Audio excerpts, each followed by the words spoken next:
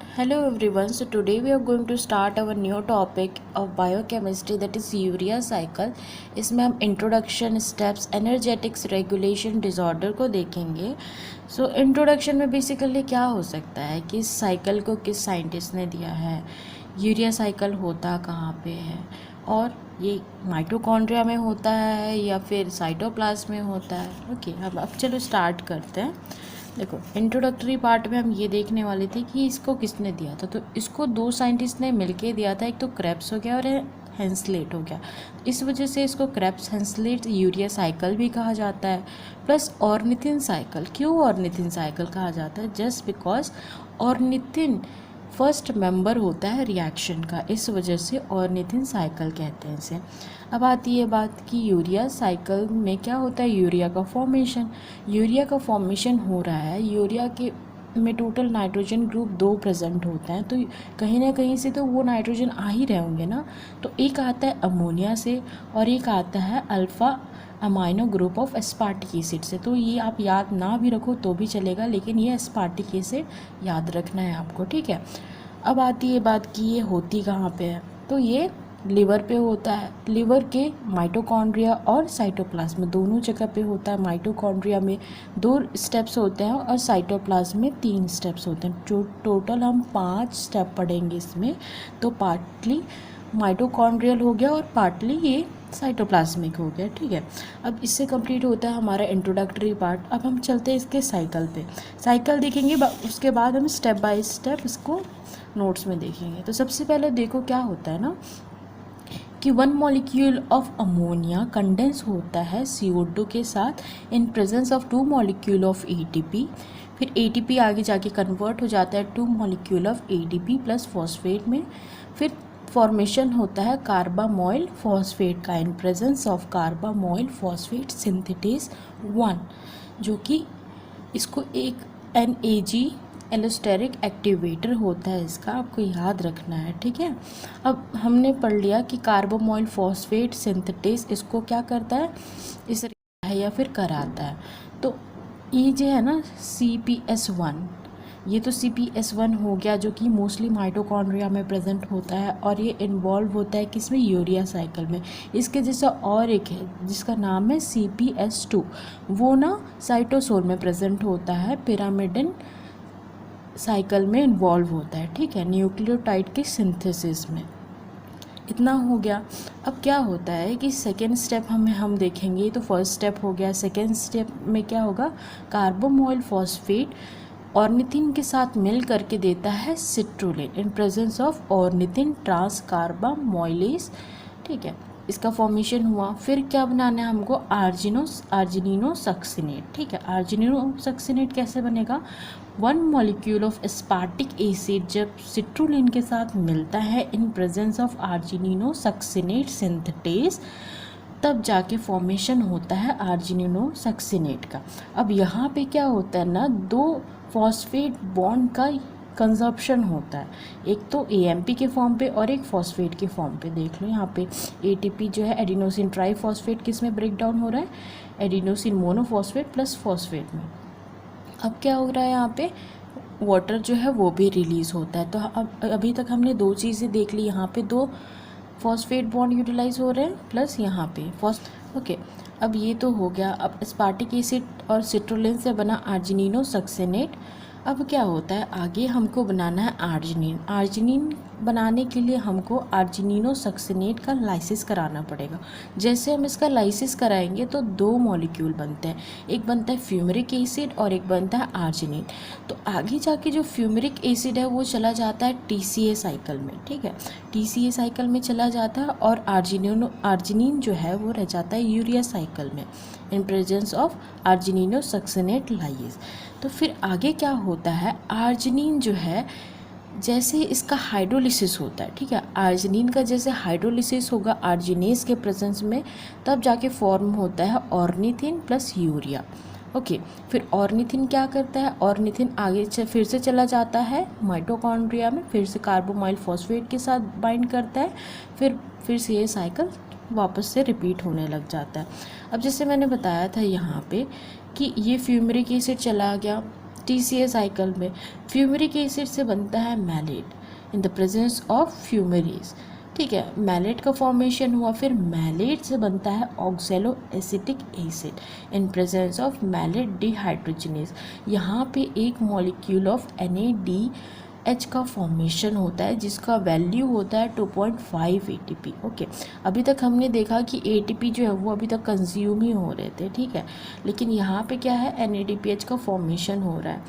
उसके बाद में ऑक्सैलो एसिटिक एसिड से बनता है aspartic acid in presence of aspartate transaminase. Okay, अब मैं ये भी बता रही कि ये जो है ना यूरिया साइकिल से डायरेक्टली ये थर्ड स्टेप और फोर्थ स्टेप दोनों लिंक्ड होते हैं bye the help of TCA cycle. कैसे, यूरिया साइकिल में आता है एस्पार्टिक एसिड TCA साइकिल से, तब जाके सिट्रुलिन एस्पार्टिक एसिड मिल करके आर्जिनोसक्सिनेट देते हैं। फिर से जब इसका लाइसिस हम करेंगे तो फ्यूमेरिक एसिड बनता है जो वापस से TCA साइकिल में चला जाता है। ओके, ये चीज़ें तो हो गई। अब हम चलते हैं इसके स्टेप्स पे। देखो, स्टेप्स में हम ये देखेंगे, सबसे पहला कार्बोमोइल फॉस्फेट का फॉर्मेशन होता है। कैसे होता है, one molecule of ammonia condense होता है CO2 के साथ in presence of 2 molecule of ATP, तब जाके फॉर्मेशन होता है कार्बोमोइल फॉस्फेट का in presence of carbamoyl phosphate synthetase 1। ठीक है, अब ये प्रोसेस हो रहा है माइटोकॉन्ड्रिया में। और एक चीज़ मैं आपको बताना भूल गई कि ये जो स्टेप है वो ना इरिवर्सिबल होता है। ठीक है, इरिवर्सिबल स्टेप होता है प्लस रेट लिमिटिंग होता है और ये एलोस्टेरिकली रेगुलेटेड होता है। ओके, ये हमने देख लिया। अब हम देखते हैं कि ये स्टेप जो है वो rate limiting step of urea cycle होता है, इरिवर्सिबल होता है, एलोस्टेरिकली रेगुलेटेड होता है। सेकेंड स्टेप में क्या बनाना है हमको, सिट्रुलिन। ये प्रोसेस भी माइटोकॉन्ड्रिया में ही होता है। कार्बोमोइल फॉस्फेट, कार्बोमोइल ग्रुप जो है वो ट्रांसफ़र होता है NH2 ग्रुप ऑफ ऑर्निथिन के पास। हमने जैसे पढ़ा था कि ऑर्निथिन कार्बोमोइल दोनों मिलकर सिट्रुलिन देते हैं, तो कैसे कंबाइन होते होंगे। यहाँ पे कार्बोमोइल ग्रुप जो है वो जाके अटैच हो जाता है ऑर्निथिन के NH2 ग्रुप के साथ। ठीक है, by the help of ornithine transcarbamoylase. ठीक है, इसके प्रेजेंस में ये दोनों एक दूसरे से ज्वाइन हो जाते हैं या फिर कंबाइन हो जाते हैं। फिर क्या होता है, सिट्रुलिन का फॉर्मेशन हुआ। फिर सिट्रुलिन जो है वो माइटोकॉन्ड्रिया से चला जाता है साइटोप्लाज्म में, फिर आगे का रिएक्शन वहीं पे होगा। फिर citrulline is present in milk. अभी ये बात आप याद रखना कि जो सिट्रुलिन है ना वो ना तो टिश्यू प्रोटीन में प्रेजेंट होता है ना ही ब्लड में प्रेजेंट होता है, वो सिर्फ मिल्क में प्रेजेंट होता है। ठीक है, ऐसे ही एज अ जनरल आप देख लो, याद हो जाए तो भी सही है, ना हो तो भी सही है। अब आता है फॉर्मेशन ऑफ आर्जिनिनोसक्सिनेट।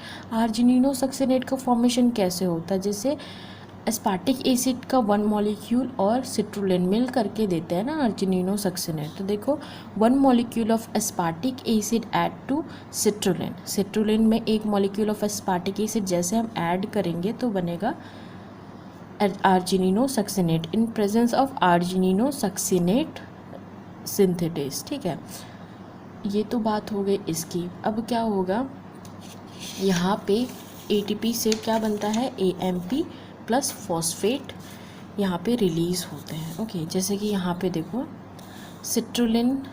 सिट्रुलिन में आकर के 1 मॉलिक्यूल ऑफ एस्पार्टिक एसिड आके ऐड अप हुआ, अब बना आर्जिनिनोसक्सिनेट। ठीक है, इन प्रेजेंस ऑफ ATP जो है वो आगे जाके AMP और फॉस्फेट बॉन्ड में टूटता है प्लस H2O रिलीज़ होता है। अब फोर्थ स्टेप क्या है, फॉर्मेशन होता है आर्जिनिन का। आर्जिनिन का फॉर्मेशन के लिए हमको आर्जिनिनोसक्सिनेट को ब्रेक करना पड़ेगा, तो वो होता है बाय द हेल्प ऑफ आर्जिनिनोसक्सिनेट लाइस। ठीक है, आर्जिनिनोसक्सिनेट लाइस यहाँ पे देखो, जैसे आर्जिनिनोसक्सिनेट का जब लाइसिस होता है या फिर क्लेवेज होता है इन प्रेजेंस ऑफ आर्जिनिनोसक्सिनेट लाइस, तब जाके फॉर्मेशन होता है आर्जिनिन का और फ्यूमेरिक एसिड कह लो या फ्यूमरेट कह लो।